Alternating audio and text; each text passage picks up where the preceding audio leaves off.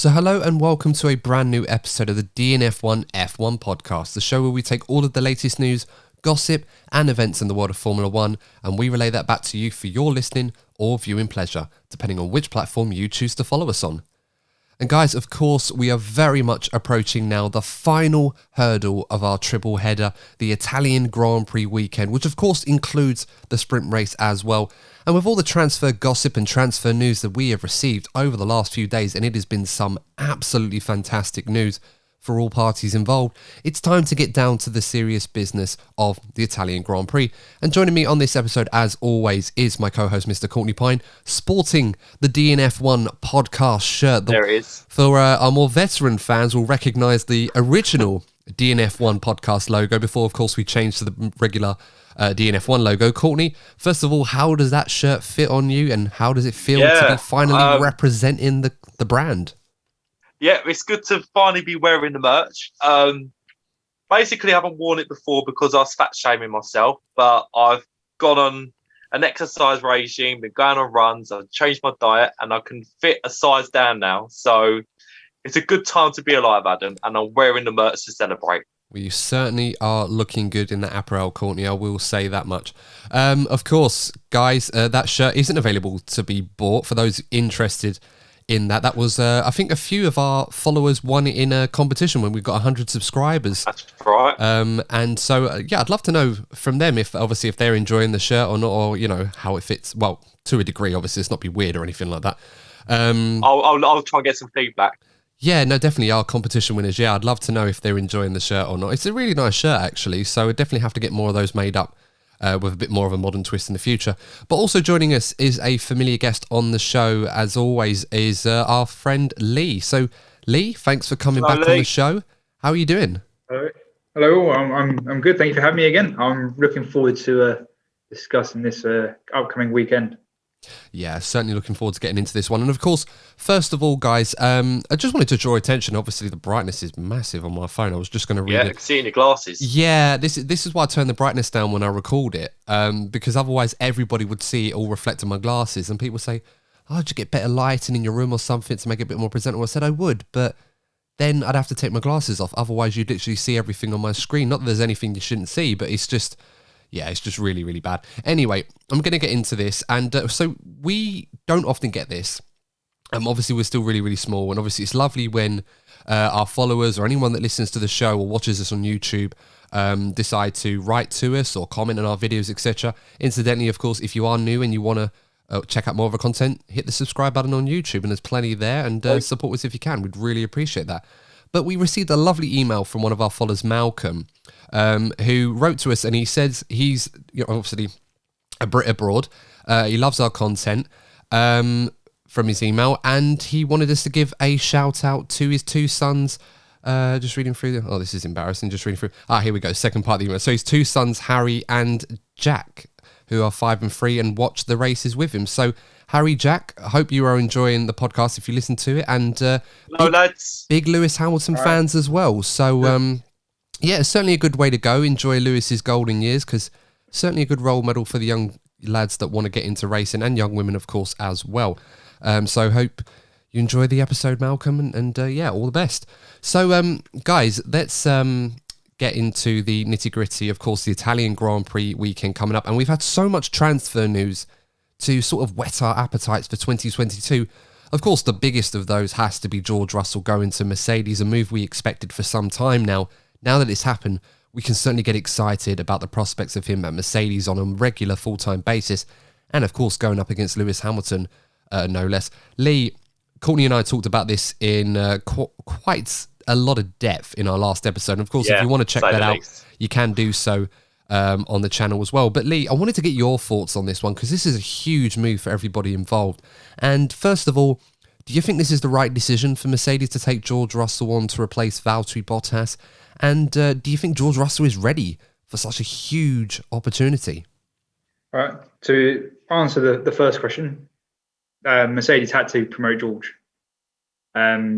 You look at George's friends, colleagues he's grown up with, cut through the karting, through the lower formulas. They're in Red Bull, they're in Ferrari. They're in McLaren, and he's trending at the back of the grid, going, "Why am I not up the front end of the grid with these people? They're doing better than me." So if Mercedes hadn't promoted him, he would have looked elsewhere. And there are teams that would have been sniffing around to have George in a heartbeat. So Mercedes had to think about the future of when a post-Lewis Mercedes, when he does eventually retire, be if that's in 2 years or longer if he renews after his current contract or his new contract for next year expires, which I think it's a 2-year contract. He's 23 in. Yeah, so yeah. They have to think of the future.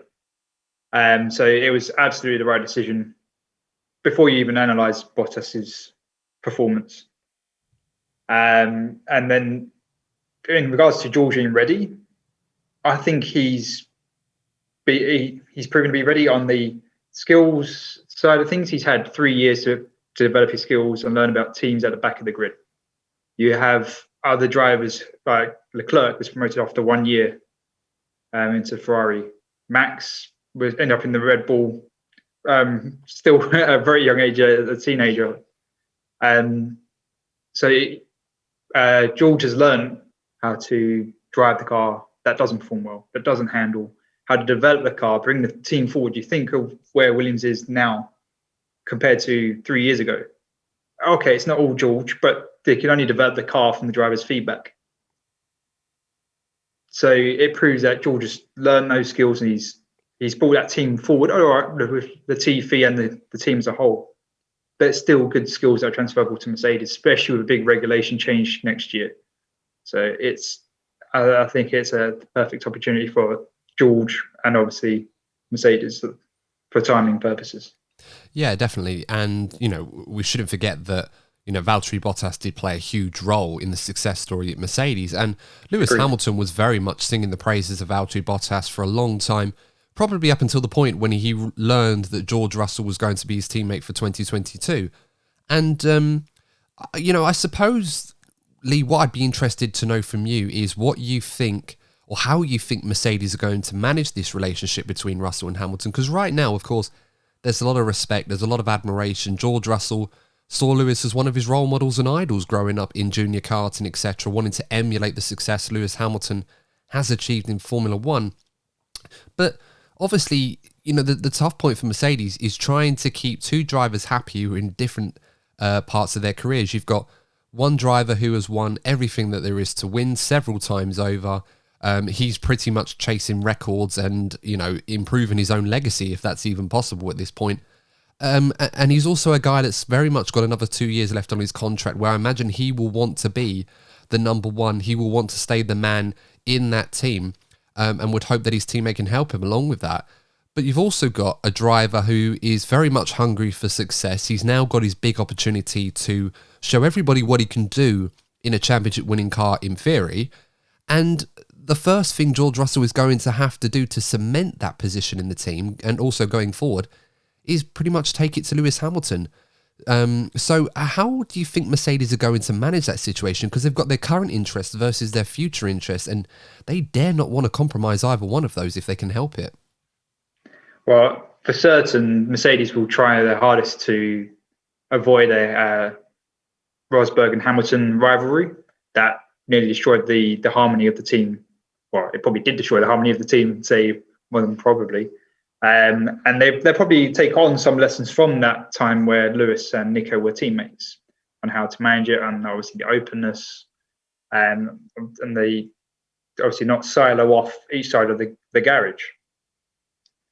But at the same time, Lewis is in a lose-lose situation of he has to beat George to prove that he's statistically the greatest driver of all time.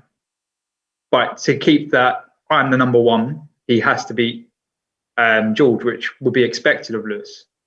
Or George beats him, so he loses either way. There's no way Lewis comes out of it going, "Look at me, I'm amazing."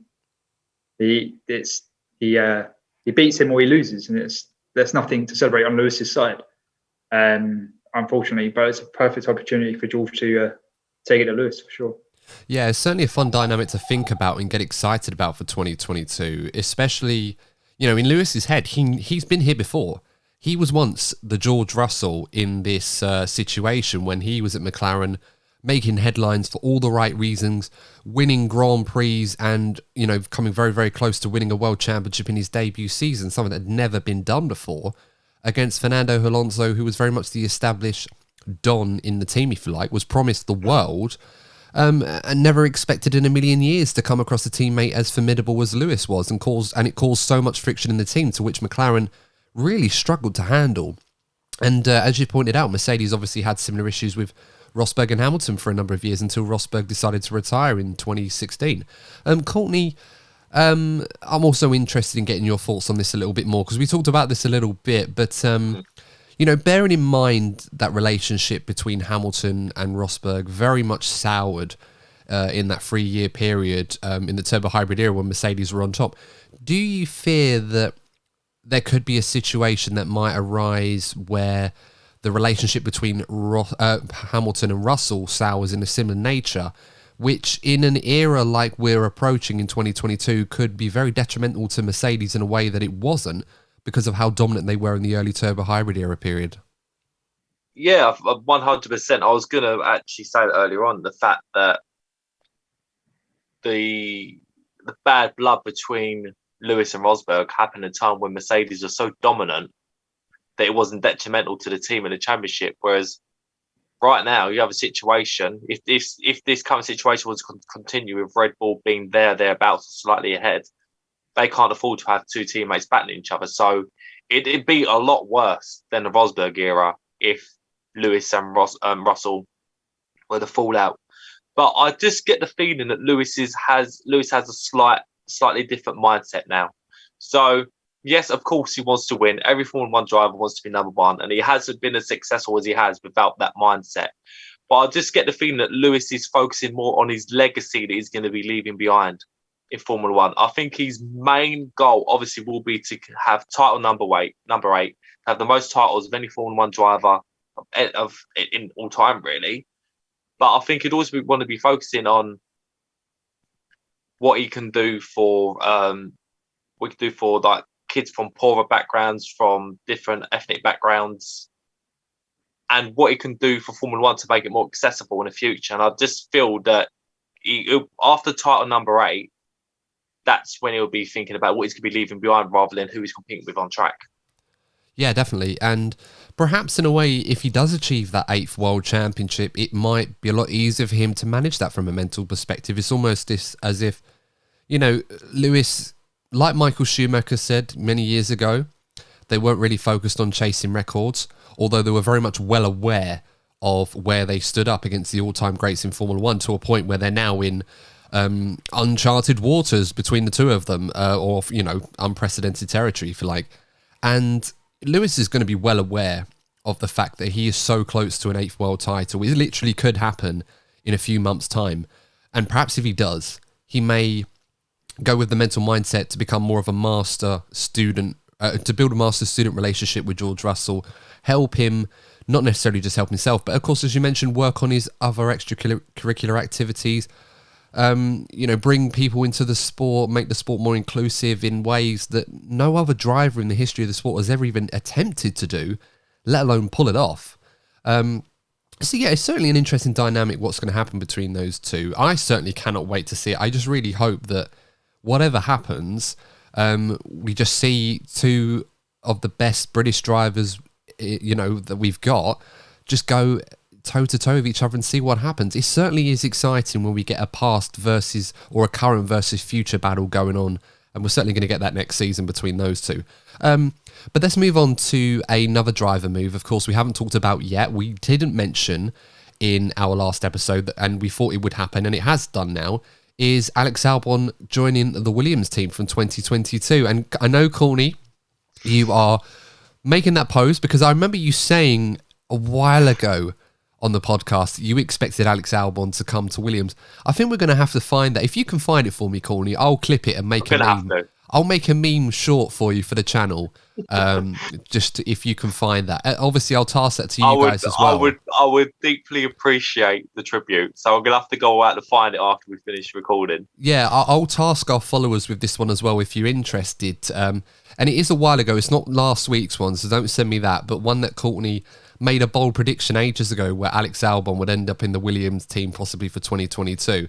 And if you can, I'll make a sort of meme shorts video for YouTube and yeah, have a little bit of fun with that. But anyway, yeah, of course, Alex Albon confirmed to partner Nicholas Latifi, as we expected him to stay at Williams for 2022. And Lee, of course, a lot of interest has been surrounding Alex Albon. Obviously, you know, a lot of people wanted him on the grid for 2022. After, you know, being a year on the sidelines in somewhat of an unfair fashion in his relationship with Red Bull. But that being said, it must be, you know, a year out has probably done him some good. He's had some good experience in other racing series. He's had a lot of interest from other series like IndyCar, for example. I think the Dale Coyne team that have Romain Grosjean on their books has been very interested in bringing Alex Albon to IndyCar. Of course, that's not going to happen next season. And there's been interest in a lot of Formula One teams as well, where Alex has been at the top of the list. So how good, first of all, is it for Alex Albon to not only come back to the grid in Formula One, but to join a team like Williams where there's nothing but potential from all parties with this move? I think it is good for Alex to come back. And obviously, a year out on the sidelines is never great, as proved when Ocon was out for a year. It will take him a few races to get up to speed and handling car. It's a different team, different characteristics. Whole new car, actually, compared to the last one he drove. Because obviously changing regulations for next year.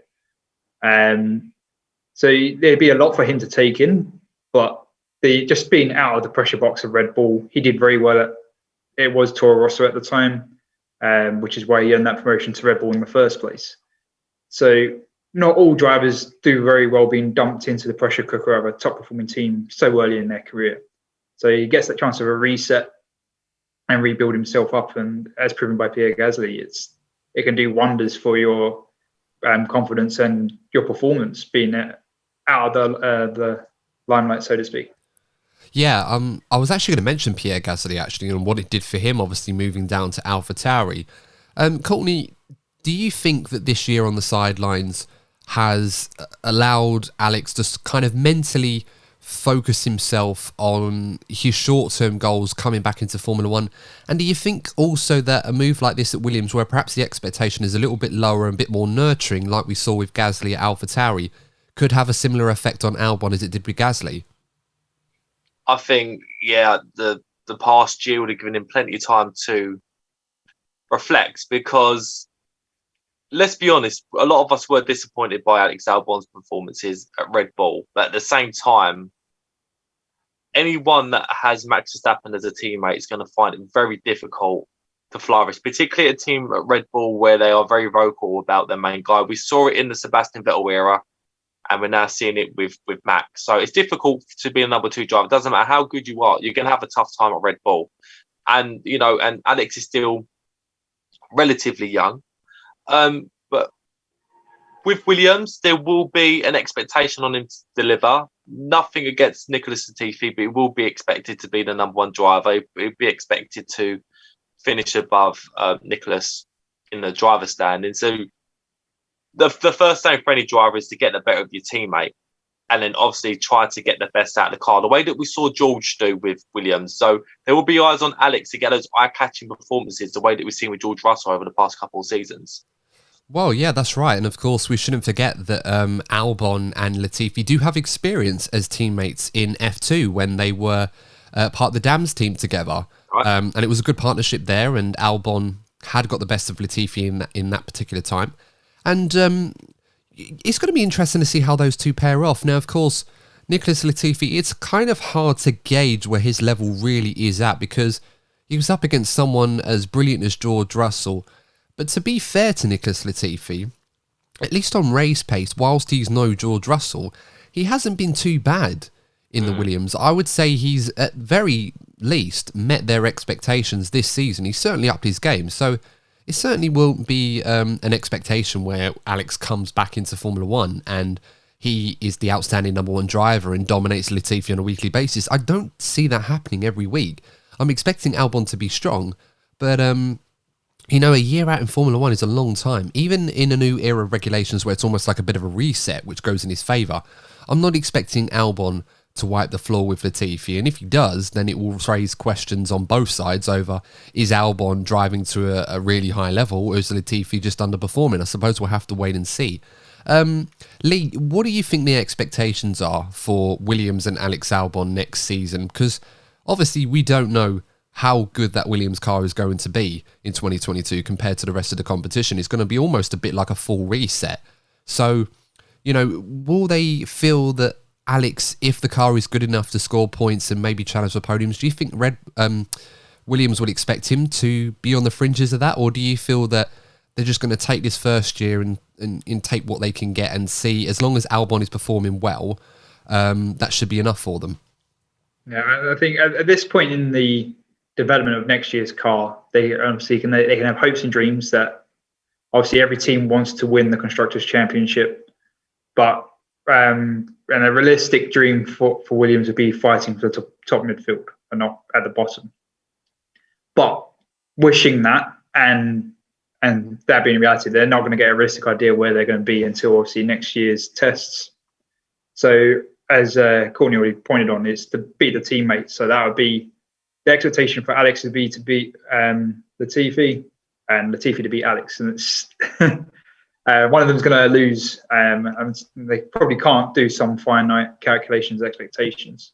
But yeah, it's not going to do Alex any harm if you can do some Mr. Saturday-like performances, be the new Mr. Saturday. I don't know. Will George still be Mr. Saturday if he against Lewis? It's interesting in itself. Yeah, definitely. And I suppose it's one we're going to have to keep an eye on. And of course, the nature of the move is quite intriguing, because we mentioned before that it may require Alex to formally leave the Red Bull program to get this move done, to keep Mercedes happy so they wouldn't block it, because of course they're supplying the engines and of course an increased technical partnership for next year. It does seem to a degree that that's happened, but judging from what I've read, and this was from a few articles, one by Lawrence Barretto at F1 and of course Chris Medland as well, a few big F1 journalists, they both cite the fact that Red Bull almost seem like they've got first option on Alex Albon if an opportunity arises for him to go back to Red Bull, Alpha Tauri in the coming years. I suppose I want to quickly put the question to both of you. If you were both the Red Bull boss, say you were Christian Horner or Dr. Helmut Marko, whoever makes the decision at Red Bull regarding their driver lineups, is if Alex has a strong year, if Alex has a strong year in Williams next season and Perez underperforms in 2022, would you put Perez, or would you put Albon in the Red Bull alongside Max for 2023, or would you look elsewhere, i.e. perhaps potentially Pierre Gasly, or maybe another driver in the F1 grid that impresses as well? Courtney, I'll ask you that one first. In all honesty, I would go for Pierre Gasly. I think some of these performances, even as recently as the last race, have been fantastic. He's shown a real rejuvenation. And Red Bull needs to seriously ask the question, if Gasly does well, do we really want to have Pierre Gasly as a part of our long-term future? If not, it's only fair on Pierre for them to release him and allow him to go to a team like, I don't know, circumstances were to change. I could see him fitting in really well at Alpine. And who knows what the future is going to bring for that team when regulation changes come along. So for the sake of not only their own performance going forward, but for the sake of the driver that's been a part of their program for quite a few years now, it would make more sense next season if Pierre Gasly does well. Even if Albon does do well as well, I think Pierre Gasly should be the first choice. And what about you, Lee? I would agree with what Courtney said. Pierre's had a couple of years to reset himself after being Max's teammate. Alex, if he does well next year, he's going to give him more than 1 year to go up against Max again if that opportunity happened. Would be the first choice. Also, Pierre is already frustrated that he's been overlooked again for next year compared to Sergio and even last year. So Red Bull will then, as Courtney touched on, Pierre will have to ask himself, do I look elsewhere? Red Bull will have to ask, are we willing to race against Pierre as not part of the Red Bull family and actually a competitor? Is that something we want? And so it's a whole big question that they have to ask internally within Red Bull and Pierre himself. Yeah, I don't think the door is firmly closed on Pierre Gasly going back to Red Bull. I really feel that despite the fact of how that relationship kind of soured back in 2019, I just got this funny feeling that because of Gasly's performances in the last 18 months, it's really opened up the possibility that he may end up going back there. He's spoken quite positively about this. He's never shut the door himself. He's always put the onus on the team to make that decision. And I think owing to the fact that, Red Bull thought that they signed Perez, they thought they'd signed the super number 2 or the perfect number 2 to Max Verstappen, and it's not quite worked out that way. And there's no immediate option available to them, although, the picture's a bit rosy with Alex Albon. But for me, I just feel that if I had to pick the best driver to partner Max right now, that's available to them in their own program, it has to be Gasly. And I think in a way they probably know that too. And they probably think that perhaps this time away from Red Bull has allowed him to improve as a driver, improve his character. Maybe also mature as well, because it wasn't the easiest relationship from Gasly's part as well. Apparently it was quite difficult to work with compared to Albon when things were getting difficult. Gasly was a bit reluctant to change on certain things, and it kind of, helped to solidify his downfall that season. So perhaps the time away and the improvements in so many areas for Pierre Gasly's driving ability and as a person in Formula One, it may create an opportunity for not necessarily next season, but maybe a bit later on where Red Bull think, you know what, I think it's worth a gamble taking. Of course, that's assuming that Perez, it just doesn't work out for them and Albon doesn't impress enough to give him an opportunity. But anyway, look, let's get on with the Italian Grand Prix preview, because we've talked about driver transfers quite a while on this episode already. We're moving now to the Italian Grand Prix. The second sprint race this season. Of course, we had one earlier at Silverstone, which it was okay. I think it's fair to say it wasn't amazing, but it certainly wasn't boring. And they're going to have another go at it this weekend. And I don't know about you guys, I'm expecting this one to have a lot more action and incitement about it, purely because of the characteristics of the track, where for a fact there's going to be so much overtaking going on. Courtney, are you excited about the sprint race for Italy, or do you feel that this is just something that we just got to deal with and then hopefully next year they get rid of it? I am excited for it, and for two reasons. I really do believe this is the ideal track to have a sprint race. I'm excited about it for two reasons. First of all, as you've already said, we're going to be seeing plenty of overtaking. This is going to be by no means a boring sprint race. We're expecting plenty of action. And also, the new format dilutes what is usually a bit of a debacle, a bit of a shit show that we see in qualifying at the Italian Grand Prix with the slipstreaming and everyone's trying to be like the last driver to avoid being towed. So I just think the format suits the characteristics of this circuit perfectly. Yeah, I always remember what happened in 2019. It was absolutely hilarious. And also disappointing in equal measure, depending on who you supported on the day. If you were a Ferrari fan, you'd have loved it because of course, Charles Leclerc ended up on pole position and then went on to win the race that day. So, I understand what you mean. I got a funny feeling it might still happen on the Friday, even though the sprint race isn't obviously as important as the main race, and it does shape the grid for that. And of course, you want to be high up on the grid for the sprint race as well. So, yeah, Friday when the sprint race happens, of course, when this episode comes out as well, it's going to be really interesting to see how that goes down. Lee, what are you expecting from the sprint race? Do you think it's going to deliver more than it did in Silverstone, or are we not expecting too much? I think it would be a more enjoyable sprint race to watch because, I'm sure there has been, but off the top of my head, I cannot think of a time that I've watched the race in Monza and gone, well, that was boring. I would never describe it as, that's a boring track. I mean, I love Monaco, but boy, the races can be boring in Monaco because it's such a just one after the other. Monza is overtake after overtake, and as Courtney said, it's a perfect track for sprint qualifying because just the overtaking nature, and it's easy, and well, it's a lot of straights really, which really helps. Turn one though, with it, Yeah. like, turn one is great, particularly in a race when the tyres are starting to go and you're just waiting for the smoke to come from one of the drivers at the front. Like we saw, when was it? 2015? I think it's 2015. If I've got that right, then I'm definitely a nerd. When Nico Rosberg was leading and Lewis was putting pressure on him, and then you saw the tyre smoke and you realised that Lewis was leading. So you do get those moments at Monza. Yeah. So that's exactly why I think it's going to be a really enjoyable sprint qualifying. But I do think we'll have the silly slipstreams on Friday though. Yeah, I think so too. I mean, this is a track above all others where the sprint races are designed for. You know, this is what it's made for. Pure, unadulterated, high-speed overtaking. And that's what fans want to see.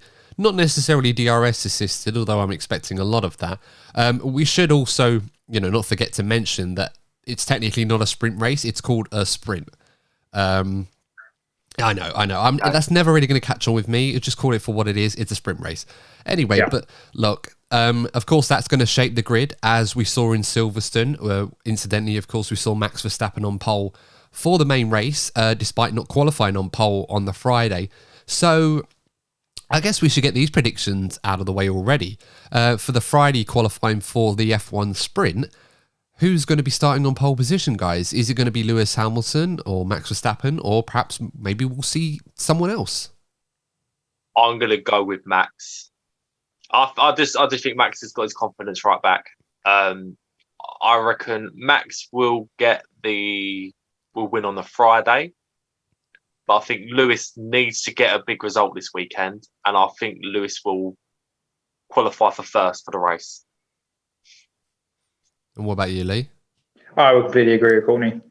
I think in clean air, the Red Bull is probably, even with the top speed efficiency, will probably still be the fastest car, which will get it the traditional pole on the Friday.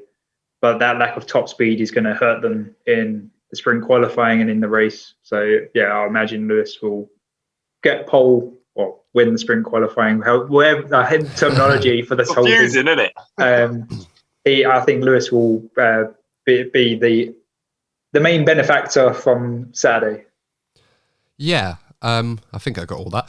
But yeah, it's really confusing. Even, it's meant to be quite straightforward and simple. I just don't think it's ever going to be. But we'll have to, I'm sure they'll figure something out. But it's quite interesting, actually, because I personally think Lewis is going to be the favourite to be fastest on Friday qualifying. But I don't think that's necessarily going to be an advantage because, we normally get in races that at Monza, it's not always often that the guy that gets on pole position necessarily is the favourite for the race. And in Lewis's case, I'm wondering if he thinks, subconsciously that should I go for pole position or should I just line up just behind Max? Because we know Max is going to go for it. Max, for all of his qualities, is definitely not the sort of person that tries to play 4D chess in terms of, what's the best place to qualify so I can get the best run. It's like Belgium. He wasn't thinking for a second, if I park my car right behind Lewis, I'm going to get him on the run down to Les Combes. He literally put that thing on pole position and thought, I'll deal with it on the Sunday. Of course, we never knew what happened. But I'm expecting Max to go for it. I'm just wondering in Lewis's mind if he might fancy his chances if he starts behind Max Verstappen and gets all of that slipstream and the DRS and everything else that comes with it. I mean, Lewis is no stranger to winning this Italian Grand Prix without starting on pole position. 2018 is a great example of how he went there when the Ferraris were dominant and formidable, and he ended up getting the win because it was brilliantly executed, and very nearly did the same in 2019. So we'll have to wait and see. For the race itself, guys, that does raise a new question, and that is, based on what we saw at Silverstone, we saw Max Verstappen obviously not start on pole for the sprint race, ended up winning the race by passing Lewis Hamilton. And then, of course, what we saw on the Sunday was Lewis realising that he had to get past Max as soon as possible to win the race. Of course, they collided, and Lewis, managed to win the race anyway. Are we going to see those kind of mind games again on the Sunday, whereas whichever one of the two assuming they finish first and second, doesn't win the race on Saturday, decides, right, I'm going to have to be very overzealous and get in front on the Sunday in order to try and get the win in the main race where it counts the most. Courtney, what do you reckon? I think right now the mental advantage is with Max. So if we are going to see some more argy-bargy, I think we're more likely to see it from Lewis. I don't think there'll be anything deliberate. Despite the array of comments that we got about Silverstone, I don't think Lewis did go into Max deliberately. I think that Lewis let Max get away with a couple of incidents early on in the season. He thought, I'm not going to let him get away with it again. And it was the mind game. So Max will be more mindful now of challenging Lewis, knowing what happened in Silverstone. But I think Lewis is going to be more likely to get his elbows out because he has to. Because if Max wins the next race or so, it's going to be very difficult for Lewis to come back from. Well, that's an interesting point. And Lee, I want to get your thoughts on what Courtney just said in a moment, because, you know, you're right to point out that a lot of what happened at Silverstone was built up owing to Max being a tad aggressive in certain moves, but, you know, he was getting the best of Lewis Hamilton in those 50-50 situations to the point where Lewis thought, right, I've had enough of this. I am not letting Max get the better of me again. And then, of course, neither of them gave an inch and they ended up having that collision in Silverstone. But since then, I can't say on record that those two have had an opportunity to try and show to us that not necessarily they haven't learnt from that, but that one of them is prepared to give the other one a little bit of space in the aftermath of what's happened. And we could very much see that in this race, whether or not that is going to happen. I just don't think in good conscience that Max Verstappen is going to give Lewis Hamilton an inch, knowing what happened at Silverstone. I think he's still going to be as aggressive, perhaps maybe more aggressive. Perhaps he felt like he was holding back a little bit. So I think the question is going to be, will Lewis Hamilton continue to not let Max have that extra inch? Or will Lewis be the one once again to try and not necessarily take evasive action, but try and be a bit more considerate and give his rival an extra yard of space to avoid another collision? Lee, what do you reckon? Are we expecting one of them to give way? And I mean this in the best way possible. I don't mean like one of them's going to be a wuss and back out. I just think, you know, we've seen Lewis make space for Max when Max has gone in. We haven't seen Max do that for Lewis this season. I'm just wondering if that's going to change, or if we could potentially see a repeat of what we saw at Silverstone. So I would, for the most part, agree with Courtney. If you were to describe Max Verstappen, you would never say, oh, he would leave space. Ever since Max joined Formula One, he's always been on the very edge of aggressiveness. Yes, he's never been in a championship challenge, but that's just not in Max's nature to go, oh, I'm going to leave a bit of room. He may hit me. I'll take my corner and be done with it. So if there was ever going to be no circumstances again, that I reckon they will crash, because Lewis, as Courtney said, he won't give space. I read a statistic today that I didn't realise that Mercedes has only won one race in the last 9 races, which is their worst statistic since 2012. So Lewis, as Courtney said, Lewis knows that if Max wins, it's going to become harder and harder, especially as the season goes on. So he needs to win, and therefore he cannot give Max an inch, he'd rather take him out, not intentionally, but I'm not going to give him space. If we take each other out, at least it remains status quo and he hasn't gained more points on me. Yeah, I mean, that's crazy, isn't it? That statistic you mentioned, Lee, that is mad. Just trying to get my head around that, because Mercedes won at Silverstone, obviously, with Hamilton. But, you know, if it went by the form book, and let's just say, you know, for humour's sake, that Max won that race as well, it would have been back at the Spanish Grand Prix, wouldn't it? The last time. That was last, because they Red Bull won 5 from the trot. Then it was obviously Silverstone, and then it was Ocon. And then we had the washout. That was the non-race of Spa. And then obviously you've had Zandvoort. So, yeah, there's your one race, Silverstone. I mean, we have gone from Lewis Hamilton, after Spain, having the best start to in a season in his F1 career, to, with the exception of Hungary, because he was the favourite in that race and, you know, what happened, potentially going next 7 without winning one. If all the races had gone down as we'd have expected, that is, I mean, that, when has that ever happened to Lewis Hamilton, or even in the turbo hybrid era? That's crazy. It just shows how brilliant Max Verstappen and Red Bull have been this season, and the fact that they've had to be that good to take it to Hamilton and Mercedes. This is the level you have to be at to beat a partnership as formidable as that one. It really does pay testament to how good Mercedes and Hamilton have been in this turbo hybrid era, for Red Bull and Max to have to do that and still only be 3 points ahead in the Drivers' Championship. It's crazy. But Lee, sorry, I did cut you off a bit there, so I apologise. But I'm, you know, following on from all of that, it does, you know, beg the question with Mercedes that whilst I've just heaped loads of praise on them for what they've done for Lewis, after what we saw at the Dutch Grand Prix, are you concerned for their sake that perhaps they're not doing enough for Lewis, or perhaps they can't do any more for Lewis in that regard? Do you feel that they need to improve what they're doing in order for Lewis to win this championship? I think they, as a team, and obviously the development race, they could probably do more, but they're choosing not to do more because they're thinking of next year. I think they're almost at the point that, not that they'll ever give up, because it's not in their nature, or it's not in any Formula One's team nature, just go, I'm going to give up. But they're thinking next year. Where Red Bull are thinking, oh, they've got an eye on next year, but they're thinking, oh, this is our year. We're going to throw everything at it. This is our year, which could hurt them next year. We don't know, because Red Bull are throwing so many more developments at the car than Mercedes have. Okay, no, that's fair. I think that's a good point. I mean, I've always said that I felt that Red Bull have, you know, they haven't gone 100% on to this season and completely, you know, written off next year just to win. I mean, if they have, that's really, really stupid, even if they are successful.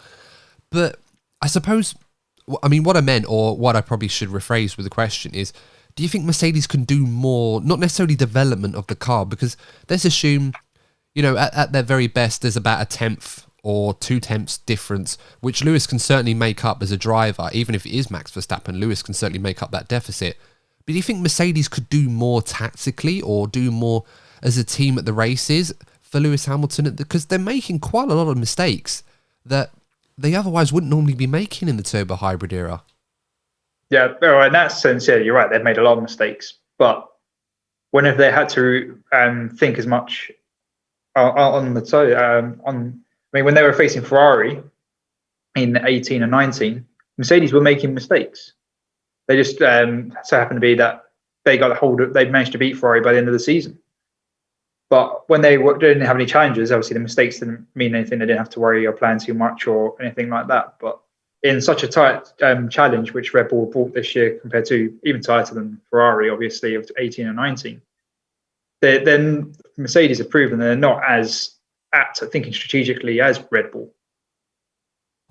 No, that's fair enough. I mean, you're right to point out, you know, in previous seasons, Ferrari have offered a challenge like Red Bull did. But, you know, Ferrari always made those key mistakes, or Vettel made mistakes, you know, that cost them ultimately. Whereas Mercedes were brilliant when it mattered. Courtney, I feel like I've asked you this before, but for the benefit of the conversation, I feel like I have to ask again.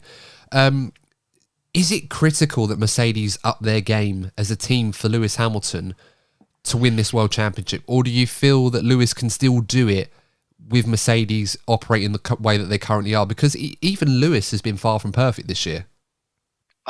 Mercedes definitely need to up their game, because they're up against a supreme driver in Max Verstappen, and a Red Bull car, you know, development-wise, I feel is slightly ahead of them.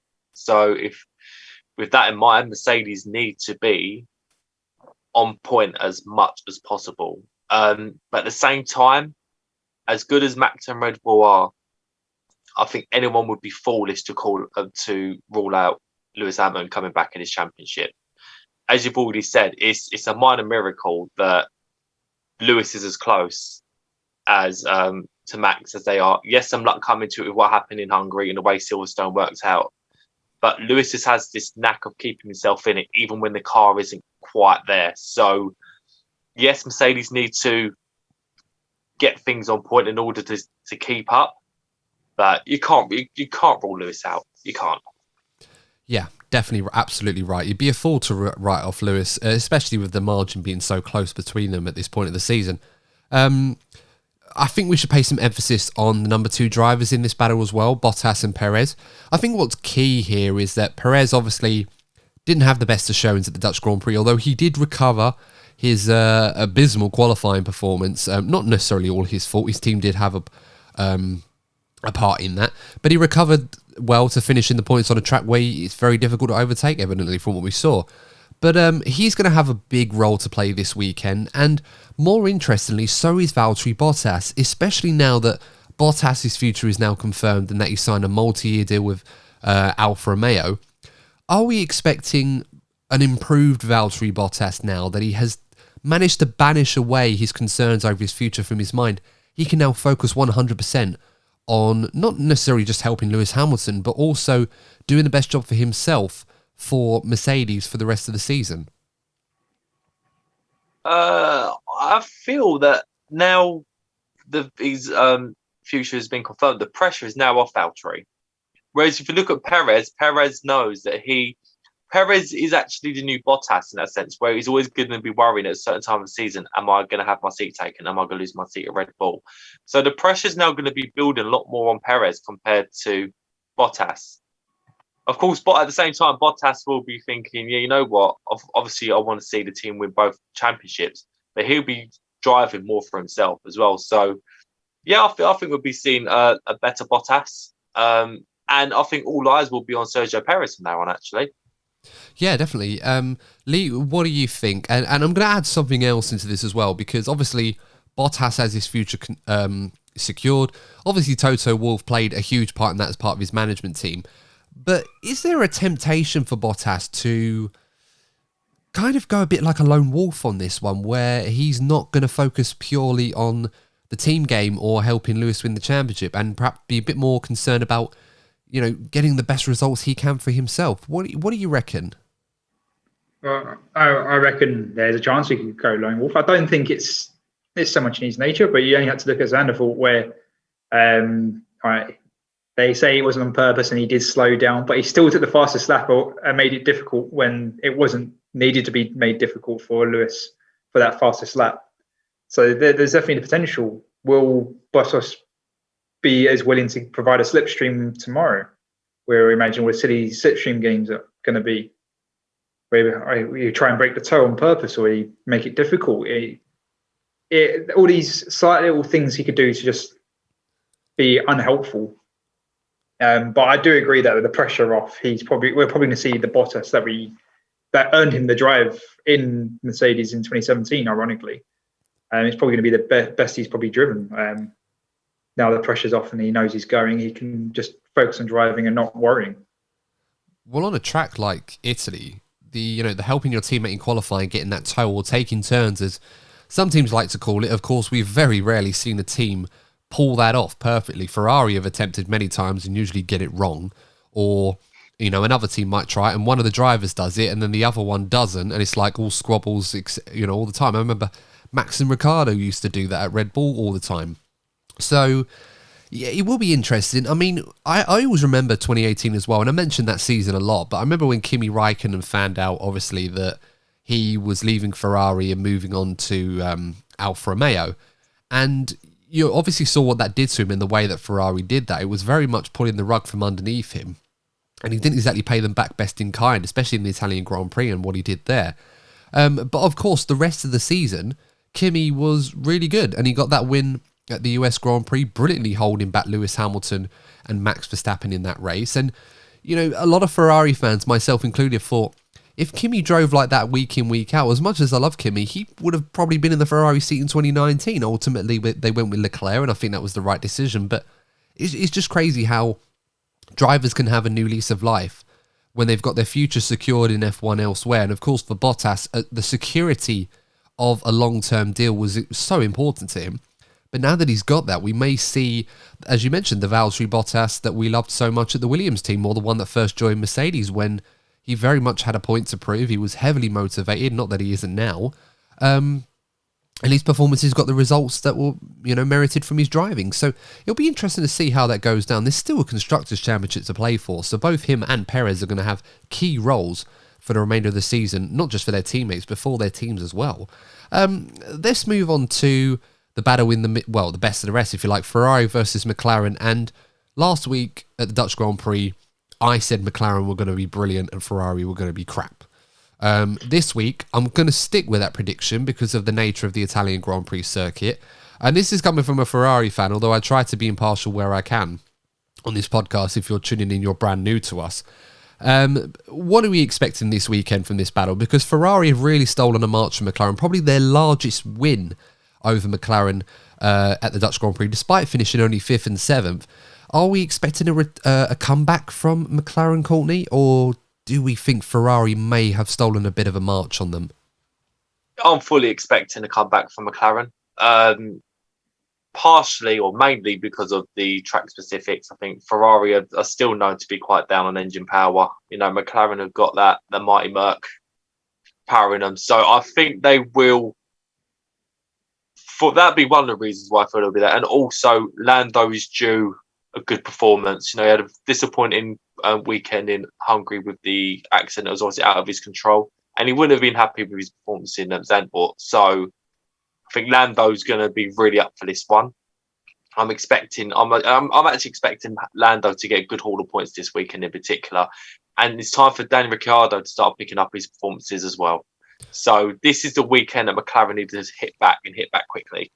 Yeah, I mean, if I was McLaren, I wouldn't necessarily be worried, but I think it's kind of dawned on everybody how significant Lando's form has been to the team's successes this season. Not that Ricciardo hasn't contributed, but he's still having a hard time trying to get on top of this car, and perhaps we won't see Ricciardo at his best at McLaren until next season. It's starting to look more likely that's going to be the case. Lee, your thoughts on this one? How do you think it's going to play down between McLaren and Ferrari this weekend? I would agree with what you both said, that McLaren would probably be the better team. If you look at even last season, McLaren was the better team. Ferrari had a worse engine last year, so you can't completely blame them on that aspect. But I reckon McLaren will have the better result because of the nature of the track and the less amount of corners. I would imagine Daniel was probably going to be more himself. Obviously, he's struggling with the exit phase. Obviously, there still is corners, just not as many. So you may see the late braking aspect of Daniel that obviously all the fans admire and love. So yeah, Lando is definitely worth the result. And I know we haven't got to predictions bit yet, but I would have said Lando for P3. Yeah, no, do you know what? I'm thinking that too, if I'm brutally honest. It's going to be either him or Bottas. Yeah, I think it's going to be either him or Bottas, but Lando has been so good. And you're right, Courtney, he is due a good performance. I wouldn't say Lando's been bad. I just think in the last couple of races, obviously he's been very unlucky in Hungary. It's been messy. Yeah, it has been messy. I mean, Hungary was unfortunate. Belgium, I don't think we can really judge too many people on that because of how it all went down. And the Dutch race, again, he was another driver that got caught out in qualifying, although it must be said McLaren struggled that weekend. So, perhaps the result he got was probably as good as he was going to get out of that car anyway. So, yeah, it's a very strange one, but I'm expecting good things from McLaren this weekend. I mean, look, it's Ferrari's home race. They're always up for it. Traditionally, in the last couple of years, excluding Charles Leclerc's win in 2019, which was, a brilliant moment for him, Ferrari have kind of tripped over themselves a lot at their home race. Last year was absolutely abysmal for them. Obviously, Vettel's issue with the brakes and Leclerc crashing at Parabolica at a time where he could have been in contention to win that race, given how it all went down. So, we'll have to wait and see. Of course, you mentioned the engine difference between those two. Ferrari have spoken a lot about this new spec upgrade that they're going to get, which is rumoured to bring them an extra 10 brake horsepower and also improvements to the electronics as well. Mattia Binotto has said we're not expecting anything until after the Italian Grand Prix, which is a shame because that's the race you'd want to have that upgrade ready, especially in front of your home crowd. You'd want them to be excited about it. But we'll have to see with Ferrari. We never really know where they're going to stack up. We know roughly where they should be, but they're either going to be really good or really bad. So we'll just have to wait and see how that goes down. The best of the rest, if you like, with Alfa Tauri, Aston Martin and Alpine. We always like to bunch those three together in these podcasts. Now, Alpine, they had a good weekend at the Dutch Grand Prix. Alonso and Ocon got some good points. Alonso got that P6 after passing Sainz on the last lap. Ocon scored points as well.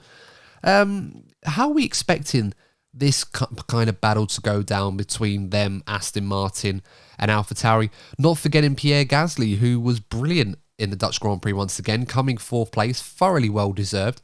And of course, we're returning to the venue last year where he got his maiden win in Formula One. So, Courtney, how do you think that's going to go down? I think the main battle, I think the two most impressive drivers from that midfield battle, let's say, have been Gasly and Alonso. And I just feel that Honda probably have, someone to get the stats up will probably prove me wrong. I feel that Honda probably have one of, if not the best engines this season. And Pierre Gasly's been performing so well. I think there's gonna be a battle between him and Alonso. But I just think that extra grunt with that Honda engine will give Pierre Gasly the advantage. So I expect him to be leading that pack once more. Yeah, those two, they haven't really come together much this season, Gasly and Alonso, yet they are really much the standout performers. And Sebastian Vettel as well, to a degree. Out of those three teams. Lee, what are your thoughts on this weekend regarding those three teams? Are we expecting another Gasly masterclass, or are we going to expect Fernando Alonso to make himself a figure, or maybe even Sebastian Vettel with Aston Martin? This does seem like a track where Aston Martin could do very well. I'm just going to copy and paste what Courtney said. Exactly word for word sentence, exactly what I was thinking of the Honda engine. You can go first next time, Lee. You can go first next time. Have you two been sharing notes or something before we went on? No. It's just we obviously know our sport. Exactly. But no, it's Pierre and Alonso. I reckon they're going to be fighting, but I reckon it'll be Pierre on top just because of the Honda engine having the extra more grunt than the Alpine. So we're not expecting Aston Martin to be a bit of a figurehead at the front of this battle, because I think they could be quite strong. But again, it depends on what their drivers do on this weekend. It would be great for Sebastian Vettel, though, wouldn't it? Well, yeah.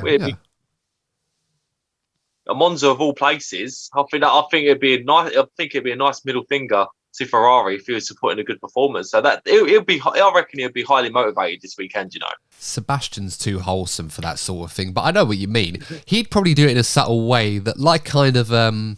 When Racing Point announced that he was joining them, obviously to be Aston Martin at the 1000th Grand Prix, which I don't know if Sebastian had any involvement in that, but I think that was a little bit on the nose, or a bit, I don't know. I mean, people enjoyed it. When we saw him Drive to Survive, everyone was going, oh, that's on Ferrari celebratory weekend. We thought we Seb involved. I didn't think he was too involved in the decision of when they were going to announce it. I just thought that was a bit of a cheap shot from Aston Martin to do that. But look, it doesn't, we're getting off topic a little bit here. One thing I did want to ask about is Fernando Alonso.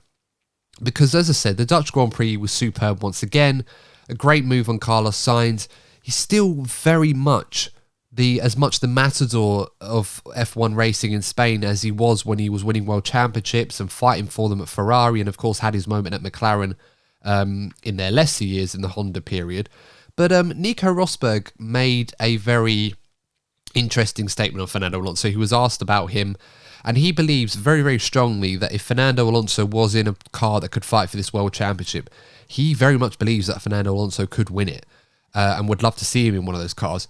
Based on what we've seen this season, would either of you agree with that statement, or do you feel that we've moved on to a point now where perhaps it might be a stretch too far for Fernando? Lee, I'm going to come to you first, just so that I know that you haven't taken Courtney's answer.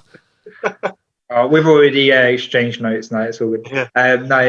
I completely agree with Nico's sentiment that Alonso hasn't lost any of the skill or the guile when it comes to his racecraft or his overtaking. He may have lost a bit of speed, but Alonso was never known for being out and out fastest over one lap or anything. It's always been his racecraft, and he has not lost any of that. So he would be, if he had the car to do it, he would be right in that championship fight.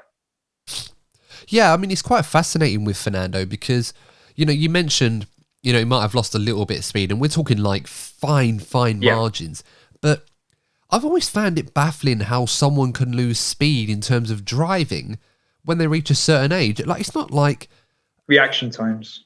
Yeah, maybe, but I don't know. These guys are, and women as well, of course, are so impressive when they train themselves on stuff like this that they're like superhuman. So it makes you wonder how far that declines as you get older. I mean, we're seeing Lewis Hamilton is only a few years younger than Fernando. That clearly, that doesn't happen as much as perhaps it did 20, 30 years ago. Courtney, what are your thoughts on this one? Do you think Fernando could be fighting for a world championship again if he had the car underneath him to do it? I think he can, and I think most importantly, Fernando Alonso believes he can. If he didn't believe he could win another world championship, he wouldn't have come back to Formula One. He's really putting a lot of hope that Alpine become the brawn of these regulation changes, because we're expecting to see a brawn GP next season. We don't know who it's going to be. But he's gone back to a familiar team where he's had a lot of success with, and he has that self-belief that he can win a championship. And if Alpine do deliver the car, how could you possibly think Fernando couldn't? Because he showed hallmarks with his defending against Lewis in Hungary. The guy's still got great race pace. He's still got that pedigree to be consistent and be consistent enough to win a championship. Oh yeah, absolutely. I mean, bet against him at your peril. I wasn't overly convinced that Fernando was going to be as much of a figure as he was at the season when he started. I've certainly been proven wrong on that one now that he's found his feet and he's really going at it. And that piece of driving against Lewis Hamilton at the Hungarian Grand Prix is probably the best piece of driving I've seen all season and for some time in Formula One. And it's amazing because we always focus on overtakes to make great racing, but I feel like people don't appreciate the masterclass of defensive driving that we saw from Fernando. I mean, 2014 Bahrain Grand Prix, Lewis Hamilton, his defensive driving against Rosberg was superb, almost equivalent of what we saw with Fernando. And everybody talks about the battle between Alonso and Schumacher at Imola back in 2006. I mean, it's literally marveled stuff, all for defensive driving. That's one of the best parts of Formula One. Like, people go on about overtakes, but I think you really got to give more focus to being a good defensive driver. And I think in this era of Formula One with DRS and overtaking aids and everything else, that we don't often see that. It's just so hard to do. So you really have to appreciate for what it is. You know what? And it just come to me with the change again with regulations, and the likelihood is that overtaking is going to become a lot more easier. A driver like Fernando Alonso could stand out even more. Defensive driving is going to be as important as ever. So this could work in his favour. Yeah, could do. I mean, they're obviously not going to get rid of DRS straight away, but hopefully if it comes to a point where they can do that and they can guarantee that we're still going to get good racing, then, even better. Because sometimes I think DRS is too powerful, but, that's an argument for another day. Let's round this up with, obviously, some of the guys at the back. The big talking point obviously has to be around Alfa Romeo. They still haven't confirmed who their final driver is going to be for 2022. It does seem realistically that we're down to 2 possible candidates, 3 at a push. We've got Guan Yu Zhou, we've got Nick De Vries, Antonio Giovinazzi, depending on who you ask, really the Italian media, they seem convinced he's going to stay on. But it seems to have emerged that owing to not just the fact that it's a promising young talent, but also the huge amount of sponsorship that is backing him, Guan Yu Zhou does seem to be now the bookie's favourite on getting the second Alfa Romeo seat. Courtney, who do you think is going to get the nod? Do you think they're going to go with Zhou, or do you think we might see Nick De Vries, who it does seem less likely he's going to be back in Formula One? Nick De Vries would make sense, given that he has had a lot of success, obviously, in 2 different categories in F2 and Formula E. But unfortunately, this is the biggest gripe that Formula One fans have about the sport, and that is money talks. And money talks too much. And it would surprise me at all, given the circumstances, that it is Guan Yu Zhou that gets a seat. And Lee, what do you reckon? I mean, do you feel that there's a chance that Giovinazzi might be re-signed by the team? I mean, I ask because I feel like, it could happen, but surely if they'd have done it in time for the Italian Grand Prix at his home race. Yeah, I don't think it's going to happen. Exactly what you said. If they're going to sign the Italian driver, they will do it at the Italian Grand Prix. Alfa Romeo is an Italian brand, but I know the team's Swiss. But they would have done it, announced Antonio at Monza. They haven't. And to be honest, he's been better this year, but he's not gone, oh, wow, he deserves his seat there. He hasn't done any blow away performances. Courtney's right, money does talk, especially with the budget cap, a smaller team, 30 million. I think it's 30 million euros he's rumoured to be bringing as a sponsorship. That's a long way to make up the budget to bring a team that's currently at the back of the grid towards the rest of the midfield or even towards the top. I don't know their current budget, obviously, but 30 million euros is still a massive amount that he would be bringing if he did it. And on the other aspect, if it was a Mercedes powered team, obviously Mercedes could throw in some sweeteners with Nick De Vries, but it's Ferrari. They can't throw sweeteners and they can only pay hard money, and I don't think they'll bother paying 30 million euros or something close to that to get him into that seat. And the only other aspect I would throw in is I know previously one of the seats was supposed to be was the choice of Ferrari for the driver academy. I think that that's now been overturned from what I've been reading. I'm not sure if that's the case, but another driver that I at least been reading that maybe rumoured is obviously Callum Yacht still in the Ferrari driver program. So I mean that's another outside contender from what I've been reading, but I don't think it's going to be anyone apart from I can't pronounce his name, so I do apologise. Go on, you, Joe. Yeah, thank you. Yeah, I mean, 30 million is a lot of money. I mean, that's practically 20% of the permitted budget cap for a team, which is a huge amount of money, especially for a team like Alfa Romeo. Obviously, they're not poor, but they certainly weren't big spenders compared to some of the bigger teams in Formula One. We'll have to wait and see. I'm kind of surprised about the lack of candidates involved at Ferrari. I mean, at the start of the season, we were looking at potentially Callum Ilott, who seemed to be the obvious choice if an opportunity become available. He'd competed in free practice, and I'd heard glowing reviews about his performance. But we also looked at, Robert Schwartzman and Marcus Armstrong as well. And, Mattia Binotto had said that throughout the season, particularly Schwartzman and Armstrong, that they hadn't performed well enough in his opinion, or started the season well enough to be seriously considered for a seat in F1 next season. So that's understandable, but Callum Ilott I find really, really strange now, because obviously we thought he was going to be in Formula One this season, and then of course with the introduction of Mazepin shaking everything up with Mick Schumacher as well, that kind of threw everything to the wayside. So Lee, are you surprised that Ferrari, whether or not they actually have an influence on a seat at the team, and I still think to a degree they do, not necessarily putting someone in, but are you surprised perhaps they're not getting themselves more involved in this decision than they are? Because it seems that whichever driver is going to end up in this car, unless it's Giovinazzi, it's not going to be a driver linked to Ferrari. To be honest, I'm not overly surprised. Although Ferrari have a young driver program, they've never been a team historically that's been good at promoting and managing their young drivers. They've got their superstar in Charles. They've got a decent driver in Carlos. So I don't get me wrong, I like Carlos, but in Ferrari's mind, it's not Carlos, it's Charles. Carlos is the good number two. Not that he sees as number two, but that's how they see it. They've got Mick Schumacher, that I'm sure that they'll love to get into that Ferrari probably at the expense of Carlos. So they don't need to think just that far yet, having other drivers. At least that's how I read the situation. So they're not that concerned. They can wait another year or two. Yeah, I mean, none of the latter two that I've mentioned have really stood out to me to say that, they definitely deserve to be in Formula One. I mean, I'm a little bit disappointed about Robert Schwartzman because I thought he was going to be very good this season in F2.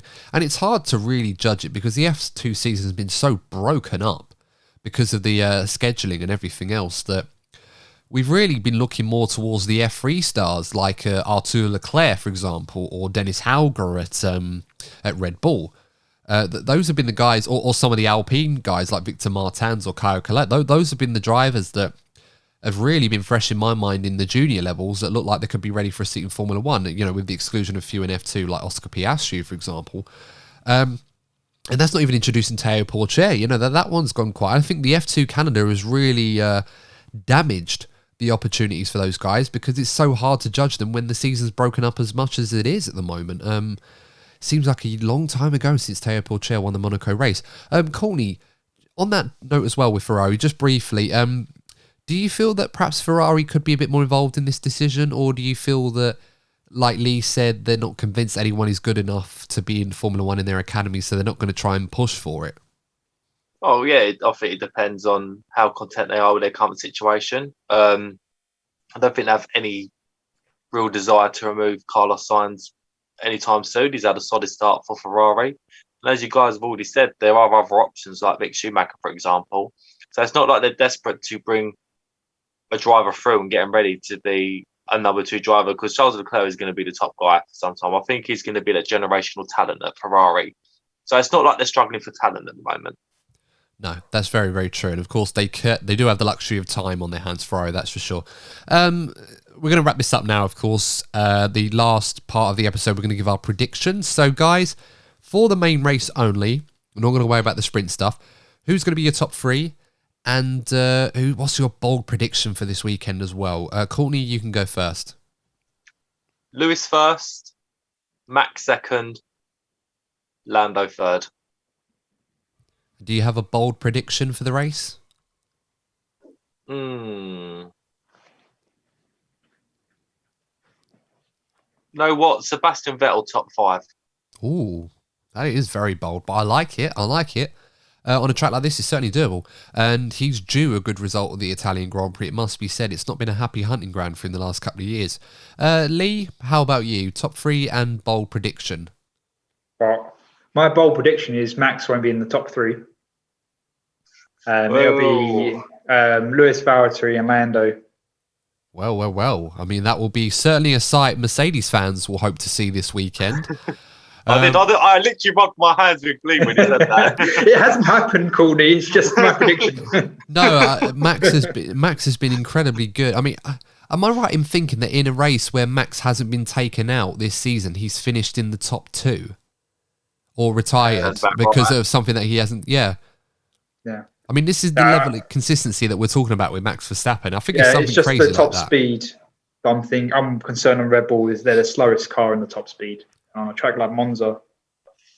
Yeah, I mean, it's interesting you should say that. I mean, I'm still going to back... I think Lewis is favourite to win.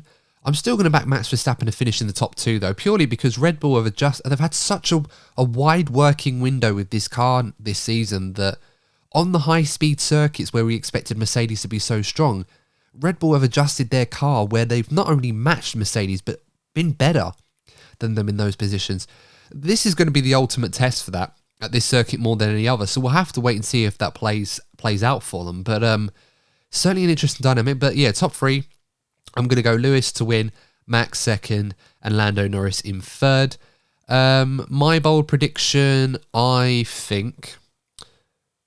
I'm going to say bold prediction that we're going to see...